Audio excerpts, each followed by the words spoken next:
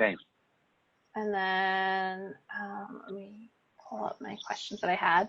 And I'll just start with these, and then, obviously as we move forward, if I'm, if there's something you want to add, if there's something you want to change, if we need to go down a rabbit hole, just feel free to steer, and then I'll steer obviously too.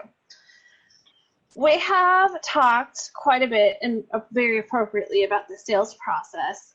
Can we take a step back from that and talk a little bit about the buyer's process? And what I mean by that is everything that goes up to the point where we start the sales process. So what does the buyer's process look like when they are realizing they have a problem and they're realizing that they maybe want to try something different? Can you tell me a little bit about that? Sure. So depending on how sophisticated the public agency is, they may have some sort of pavement management software, or at least some sort of pavement management program that they've created. And I don't mean a software program, but I mean a program that they've created to kind of inventory all of their streets. Okay. Or their roads. And they put various roads on a cycle. And so, and I'm generalizing, but generally speaking, the agencies have a pavement management program or calendar that they're following for their inventoried roads. And each year, they have a set of roads that are popping up to say time to address. And depending on their funding and how much it is going to be able to cover their wish list, that's going to kind of dictate how much they can accomplish. So depending on the level of sophistication for an agency, they may have said, we know that our public works director or our county engineer is going to need about $4 million a year. And so we're going to try to get them their $4 million every year. And so his wish list is going to be plus or minus what he kind of knows he's going to get.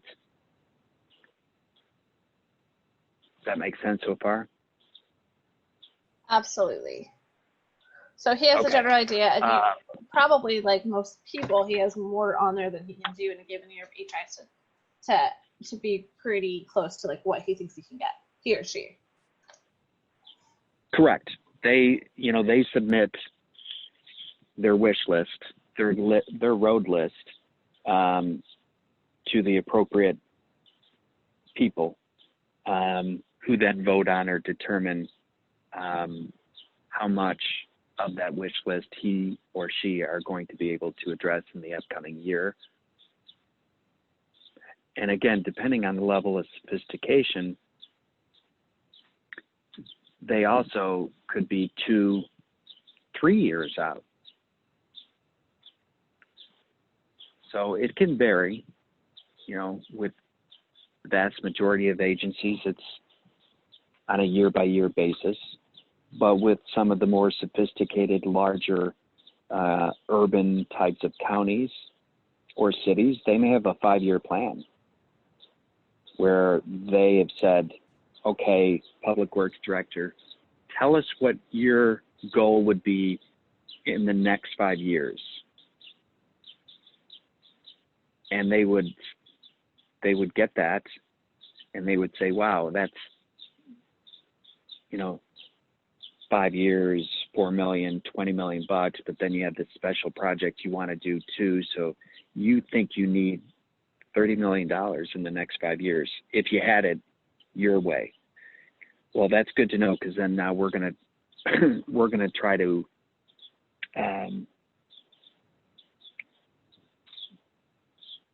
do a bond for this, and basically get the money through public bonds, which will fund this project.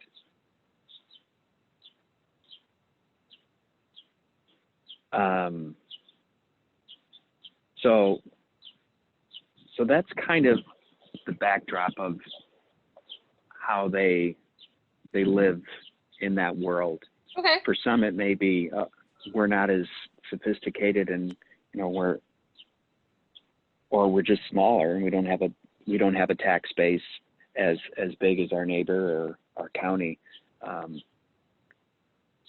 So they first determine. Sometimes it's the chicken, sometimes it's the egg. What I mean by that is sometimes it's give us your road list, Mr. Public Works Director, and then we'll try to tell you how much of that we can accommodate. The other is tell me how much I have, and then I'll go figure out which ones I want to do. Gotcha. Is there a percentage of like the majority are this way or the majority are that, or does it matter that much?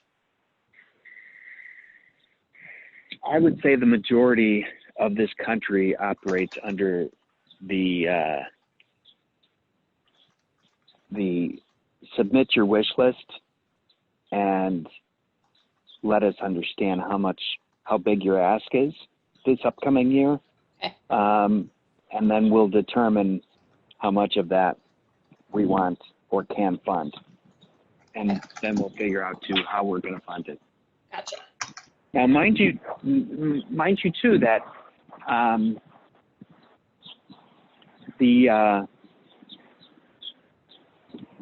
that's kind of the classic construction and engineering approach to determining what roads are going to get done. But there's also the political side of this too. And it can vary more or less by any particular agency. And so, if politics weigh in more on this decision, then certain parties may get their street or ward or section done sooner because of politics. Gotcha. It just can't be ignored that they meddle and they play a role in this. And we've all, as Americans, seen that, road projects, small, medium, and large, are used as a way of gaining voter support, satisfaction, right? It's like when we had a family friend who she's like, I love my street. We get our streets plowed first because the mayor's mom happened to live on her street. Sure. Yeah. Right. They're first on the plow list. Yeah. So it is. I mean, it's that kind of stuff that sometimes plays more of a role than it should. Yeah. But but that's the first step, is kind of the agency figures out their road list. They figure out how much funding they're going to get to be able to address that road list. And then they prescribe a method for fixing that road. Okay. Some may adopt a worst first approach, which is, I got so many roads that are just barely hanging on, and I've got to address them first. And I just don't know how to get myself out of this cycle of addressing worst first. But the worst first approach was very prevalent for a long, long time in this country. But what it did is it ate up their budgets very quickly, and it didn't allow them to kind of use preventative maintenance approaches on younger roads to delay their deterioration. So in our industry, think of it like you would, in a sense, healthcare.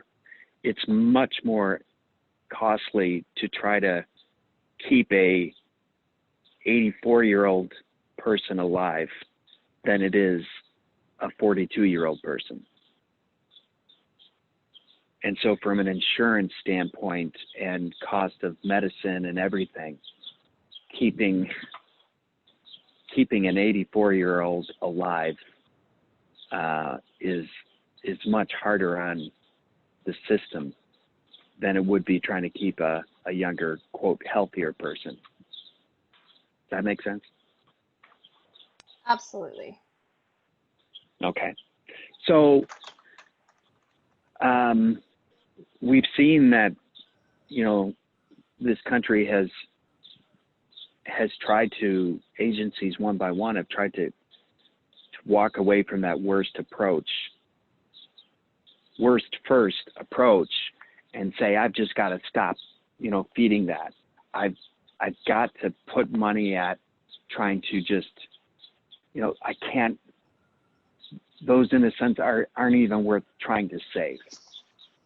And so preventive maintenance has gotten to be much more of a thing in our world here. So you're seeing agencies address roads at the right time. So right road, right fix, right time is kind of a cliche, but you want to pick the right approach to fixing that road at the right time. After a couple of years, it's going to need something different perhaps than what it needs today. And so agencies in our world would say, normally what we do with roads that are 12 years plus or minus is we mill and resurface, mill and fill. Gotcha. We mill out, let's say 2 inches, haul that back to the asphalt plants. They use it in making new mix, by the way, and then new, quote, asphalt with recycled material in it, millings of the old road, come back in that mix and fill that 2 inches that we took out.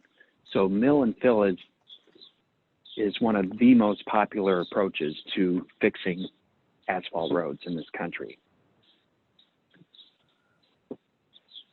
Is that the most, like the most used? That's the most used approach. Okay. By like a wide margin? Yes. Okay. Now, the second most widely used approach is just a, quote, overlay, a hot mix overlay.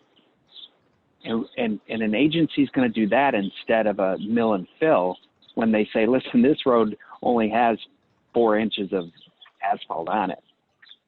I want to add structure, which means I want it to get thicker and have more mix on the road so it's stronger and more durable. I want to take it from having 4 inches to 6 inches So I'm going to do a 2-inch overlay on these roads because they are getting more traffic as that part of town is getting more built up or more industrial or just more truck traffic. I need to make sure it can handle the loads. And so for a while, roads are many times just going to get overlays, not mill an overlay, because when you mill an overlay, the net structural increase is 0. You took 2 out and you put 2 back. It's the same. Gotcha. And that very well may be fine in a road that has 9 inches of asphalt, right? Because 9 inches, let's say, for the types of workload or truckloads that it has, oh my gosh, 9 inches is plenty of thickness for this road. Okay. So mill and fill is the most popular on roads. The second most popular is a traditional hot mix overlay. Okay. Is this helping? Yeah, absolutely. Okay, good.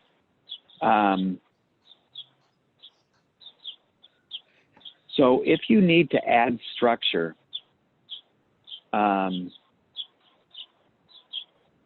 an overlay is the way the agencies do it. It's a safe, proven approach. Mill and fill, same thing. It's a safe, proven approach. No one's going to fault me for milling and overlaying roads. Mm-hmm. But you know, there's more tools in the toolbox becoming available to decision makers now, and hot in place is certainly one of them. Yeah. And it's been around a long time, but you know, for an agency in Maryland, let's say, where hot in place wasn't promoted or marketed or even available, because there are no contractors in the region that do it or want to do it in Maryland, why would an agency want to do hot in place? Nobody can do it for me, even if I put a job out there. So that's why you have these various hotspots around the country for processes like hot in place or cold in place recycling. And it makes sense. If hot in place is readily available in Wisconsin, then it would make sense for an engineer to think long and hard about where it may fit as opposed to not. Okay. But again, availability is one of the big reasons why certain areas do more than others, is because there may be some dead zones where contractors just don't have a presence. And why would that be? I don't know. You'd have to ask them, but maybe they just don't have an interest in working in Kentucky. I don't know. Sure. But that's the marketplace. That's the marketplace talking. And so contractors, certainly in our world of hot in place, and for Gallagher Asphalt, you know, we've chosen areas that we think are promising for us. And then we choose to invest in that market by promoting and educating and informing agencies. And eventually, someone's going to put a job out in that state, and it begins to snowball. But it doesn't start out of nothing.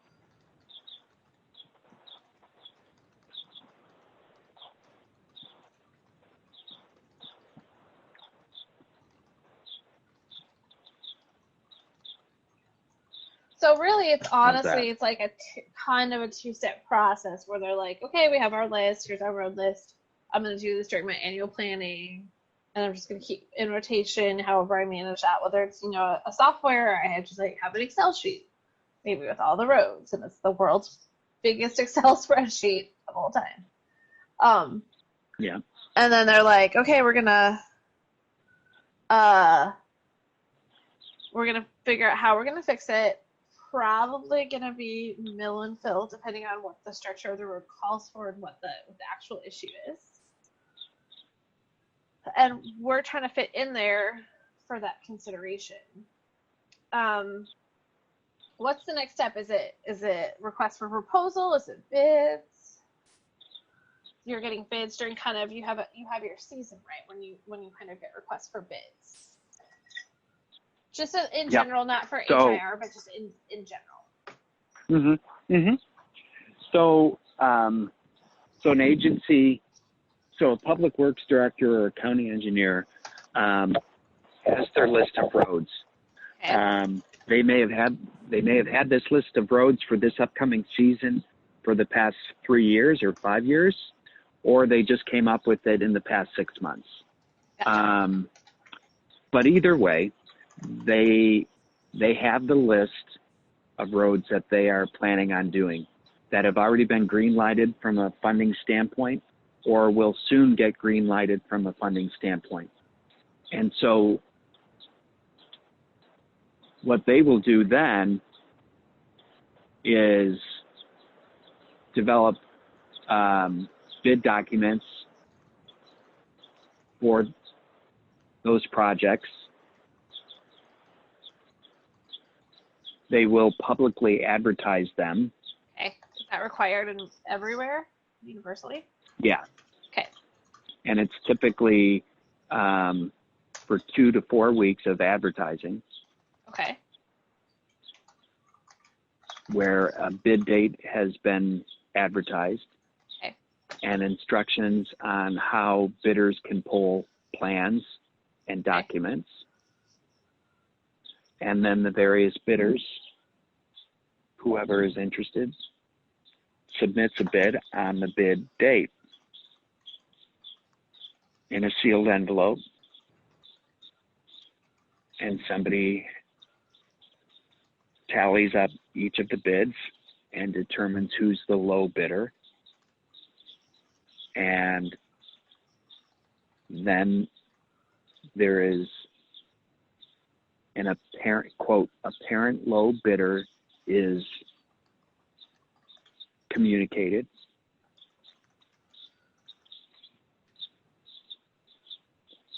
Then it will go before a city board for approval or a county board for approval.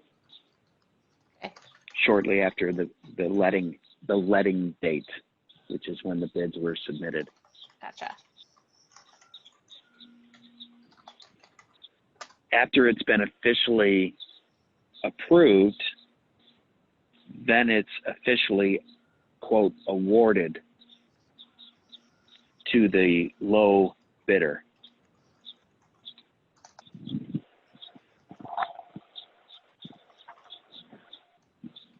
After that, a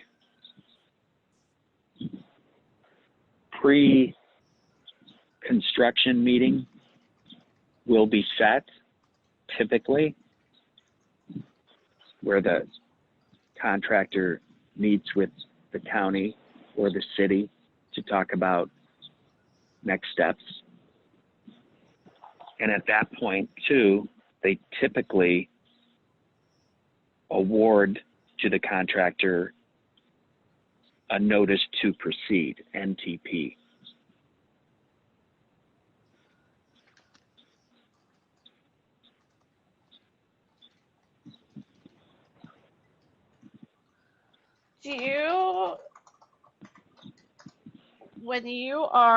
Have you guys ever marketed to, based on that list of,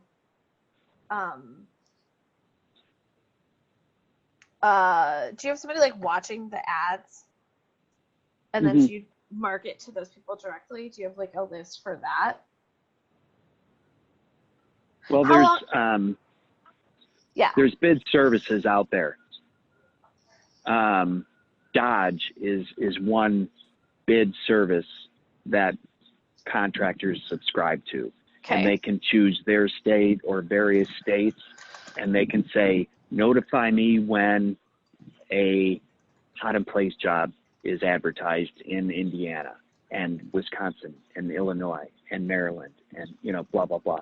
So there's various ways that contractors can stay plugged in to be notified of projects in markets they service. So to you guys, I'm just trying to figure out if there's a way that we can like, let me walk backwards for like 1 minute.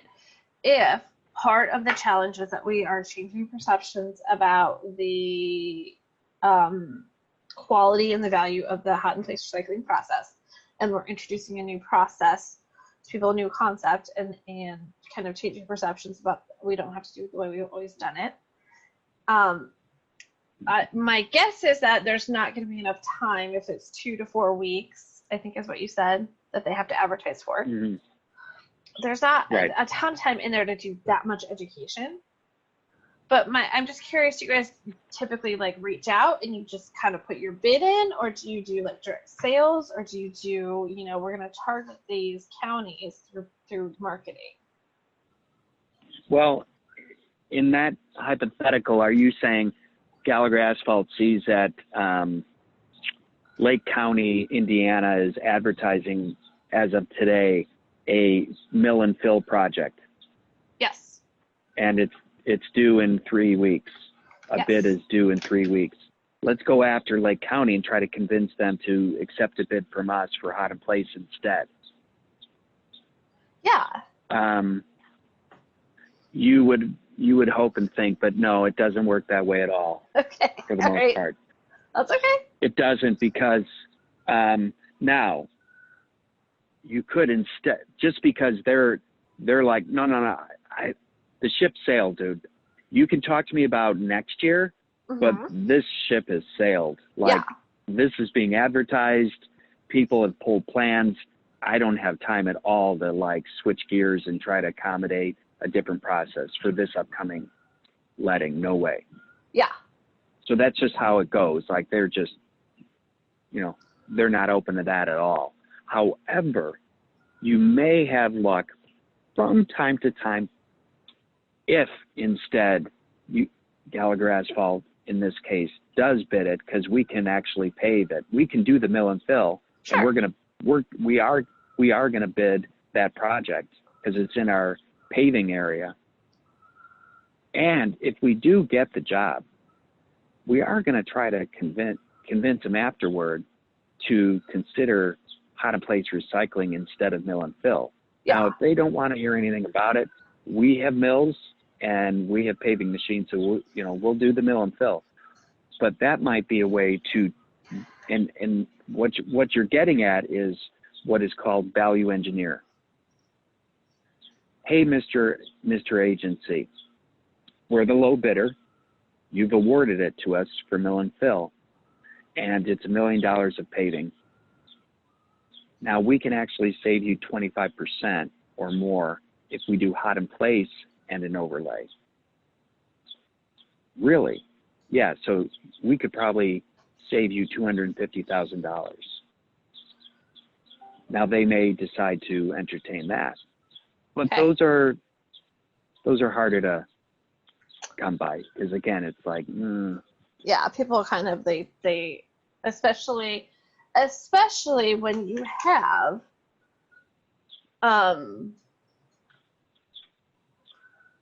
to have that entire process of when you have to have that entire process of approval, like it is really hard once the gears are going to stop the gears of government.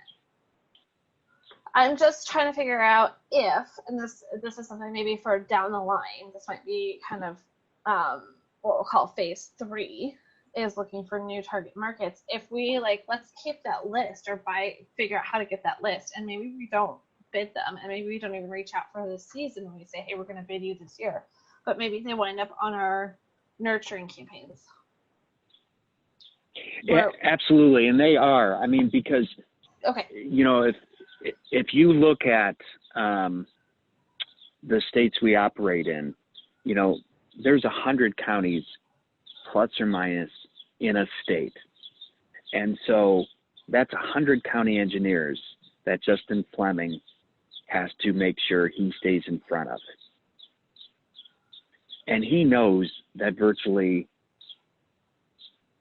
that the majority of them do paving every year. And so they are on his list to follow up on a regular basis to explore next year's paving program and so on and so forth. Yeah. So what we have going for us that really we're quite fortunate is we have a very definable targeted audience. Sure. It's counties and it's cities. And in some areas it may be called boroughs or townships and some other layers of bureaucracy that have their own funding source. But it's basically counties and cities and DOTs. And so if you got about 100 counties in one state, you may have another 50 plus or minus cities and suburbs throughout that state too. And then you have one and only one DOT per state. Gotcha. So you're looking at 100 plus 50 plus one kind of, and that's scaled up or down, Yeah. in Oklahoma is different than in Illinois, but that's it. So if I'm a sales rep and I've got 3 states, I've basically got about 150 times 3. I've got about 450 people every year that I have to go after and try to convert to doing hot in place in lieu of some other method, which is typically a mill and overlay. Sure. So, sorry. Let me back up one quick second too. Is before the public works or county engineer submits his road list, he has to figure out what's he going to do for those roads. Because if I've got 10 lists, and if I had my druthers, I want all of these 10 roads to be addressed. Now, 3 of them, only need an overlay because they're thinner pavements and I still need to build them up. So 3 of my 10 are just your standard hot mix overlay. And I know that's going to run me X amount. I've got 4 that need to be mill and fills. And I'm going to compute how much that typically is. And then I've got 3 that are just going to be chip seals. They're rural, and it's just chip and a liquid sprayed on the road, chip seal. Gotcha. But that's kind of a very common mix for a typical agency, mainly, let's say, a county. And so they're gonna figure out how much the 3 roads are going to be that are getting the overlay, and the 4 roads that are going to get the mill and fill are going to be, and then those other remaining 3 that are just going to get chip sealed. They're going to add that all up, and that's going to be their ask. So they have first diagnosed the road and then prescribed what it's going to get.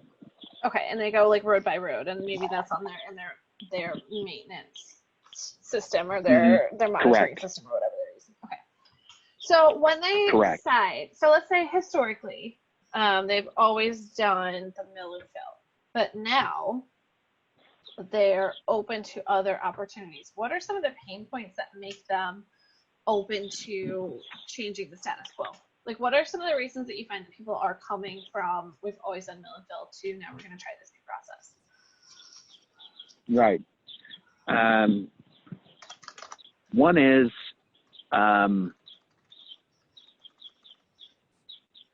cost savings. Okay. The potential cost savings.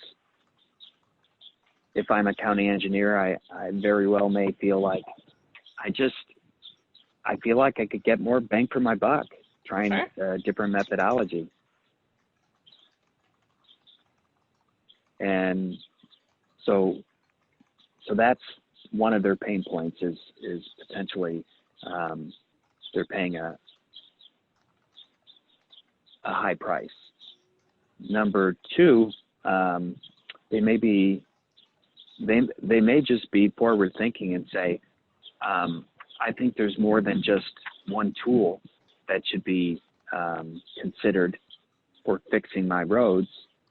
And I agree that with the right road at the right time, the right fix could be more than just mill and fill.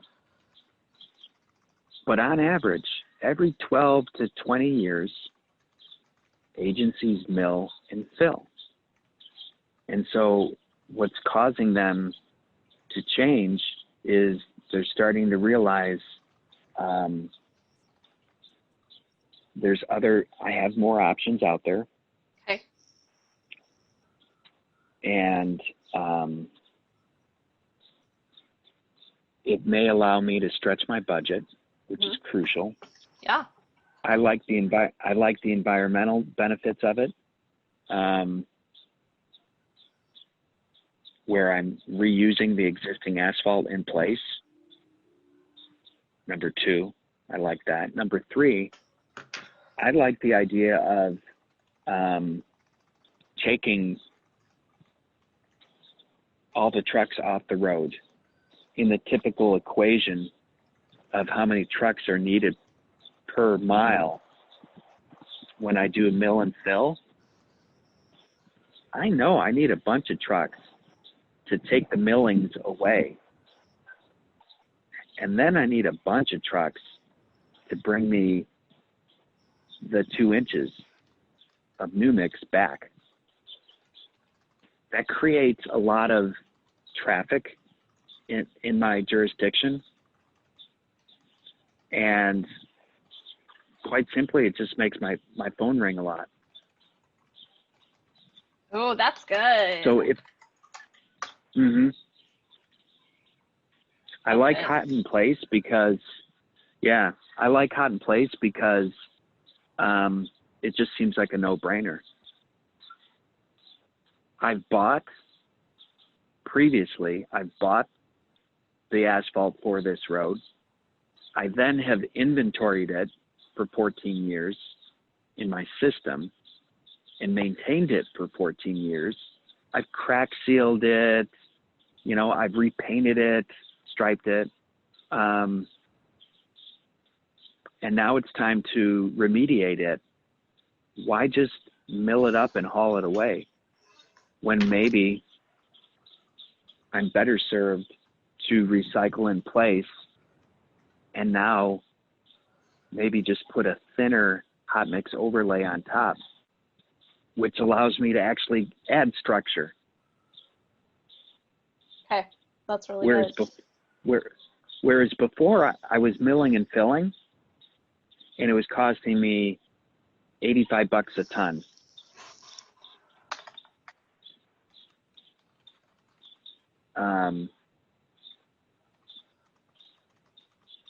Put down price. And now I can hot in place and actually do a thinner hot mix overlay or even a chip seal. And in some cases, even a micro surfacing, another option. But this has broadened my choices of what I can do. And hot in place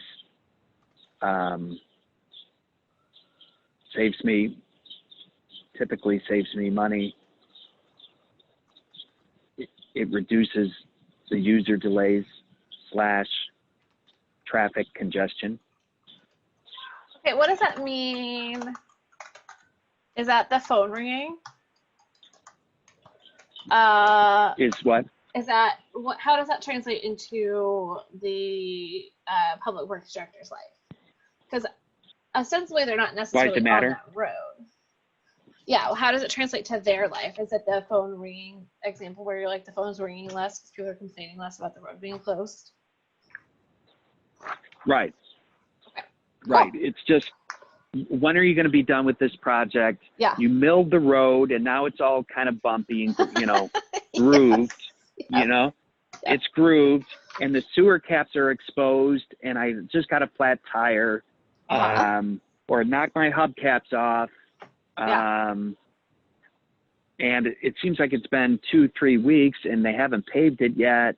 Gotcha. When are they going to pave it? Blah, blah, blah. Yeah, So now it's drivable minutes after it's been addressed with hot in place and open to traffic. So less disruption for my driving public. They're my constituents. That's why if I can be less hassle and pain for them, the better. It makes my city manager look good. My mayor's happy. I get kudos. Plus, I save money. And here's the kicker. Truly, is this whole proposition about saving money versus a conventional mill and overlay, or mill and fill, they're synonymous, is hot in place plus an 1.5 inch hot mix overlay delivers the same service life, key term, as a 2-inch mill and fill. So we are, Mr. Engineer, comparing apples to apples. I am saving you 25%, and I am delivering the same service life. This isn't a proposition where I save you money, but it only survives 6 years instead of 12. That's not what I'm saying.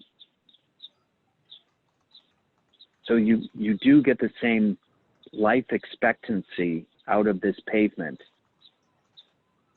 as you would with the conventional mill and overlay approach. That's very important to these guys. They always think that they're going to get us in a gotcha. Okay, you're saving me 25 to 30% based on the pricing I told you I pay in my market. But if I do hot in place and I do an 1 inch or 1.5 inch hot mix overlay, how long is that pavement going to last? Well, we have plenty of agencies and consulting engineering firms that can attest to this. And you should call them because they will tell you that they get the same service life with hot in place recycling and a hot mix overlay as they would with their conventional methodology of mill and fill. I love that. And I would like to do, when we get to the creative part of it, I want to figure out if we can get if you guys have pictures of how do we quantify that and show that quantifiably. That's what I want to show. Quantifiably. It's this is we got actually a road from Absolutely. 5 years ago that we did. Look at it. See how nice it looks? It's super pretty. Right. You guys will love it. Yeah. Okay, this is really, really great. No. And in fact, just as an anecdote,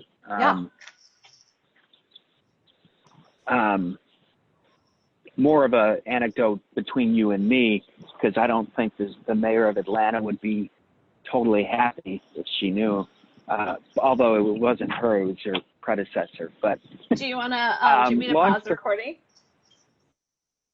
No, it's fine. But basically, agencies like Atlanta who have been interested in hot in place recycling, we've said, well, actually, we have a project happening in Alabama, you could come over to see that. Or we have a project up in Michigan right now, you could come see that. And sometimes they say, you know what, I've seen the videos, I actually have seen your process, or maybe I will, but I'm actually more interested in seeing streets and roads that you did 5, 10, 15 years ago.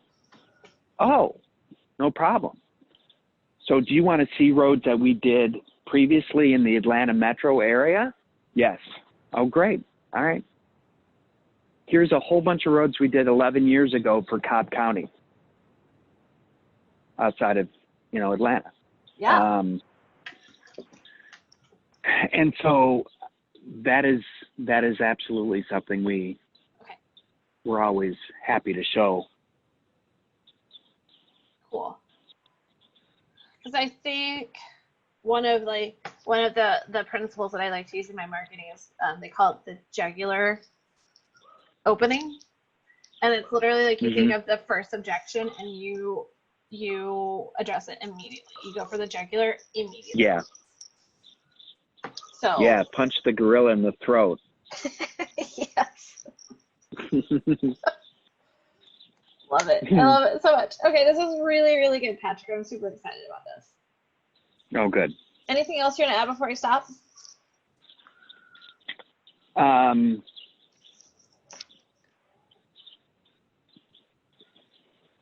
Well, I mean, it really does. It really does need to be understood that if there's a will, there's a way. And so even though an agency may have gotten their funding settled and this and that, we find time and time again, if an engineer wants to do a project in the upcoming season,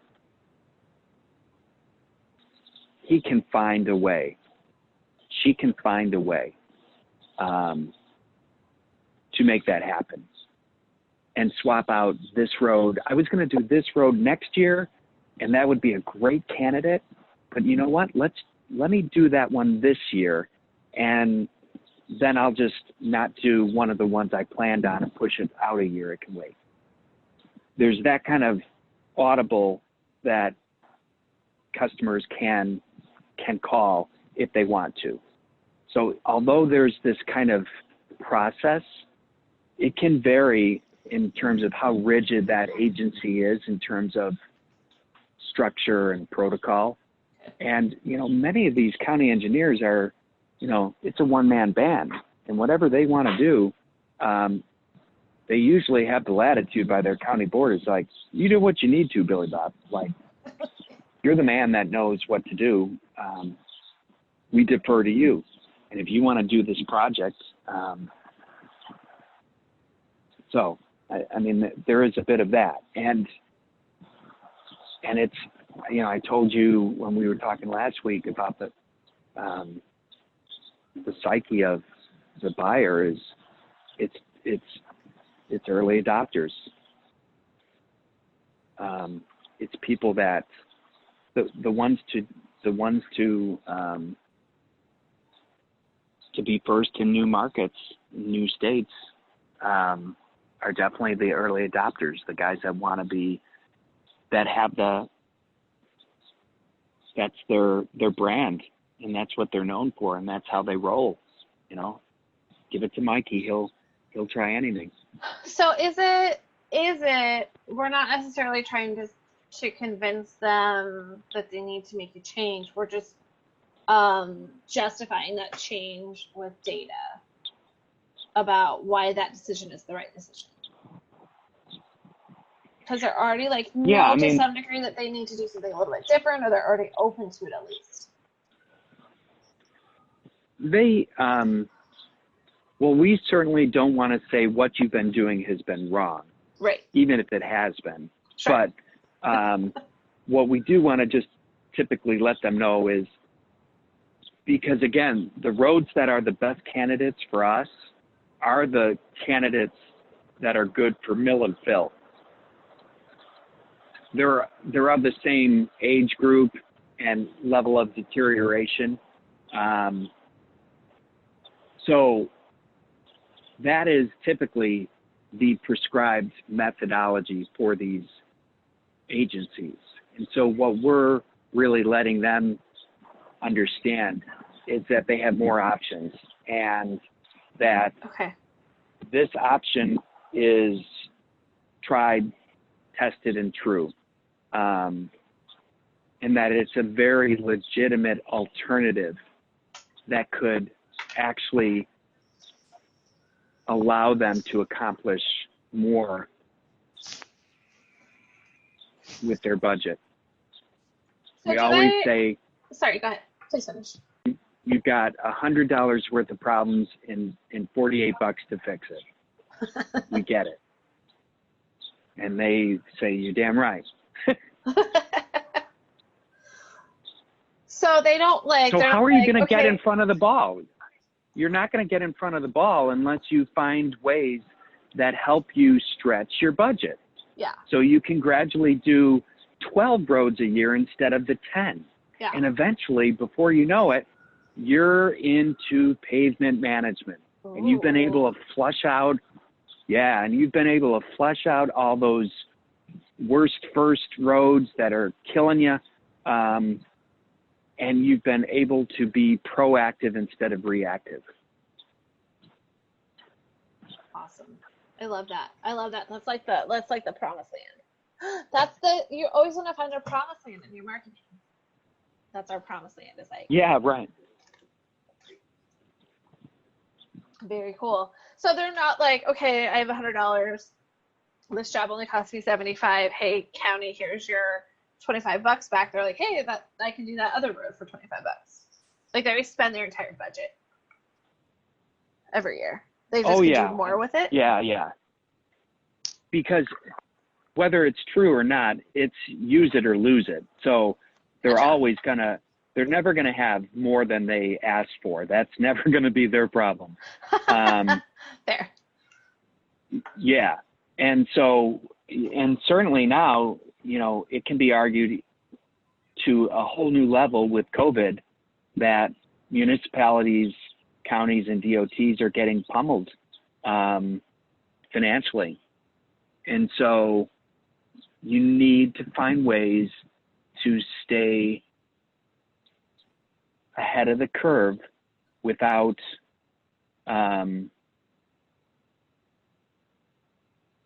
by saving money and looking at all your options. Status quo is not the best solution all the time. Especially, you need to keep an open mind and look at your options.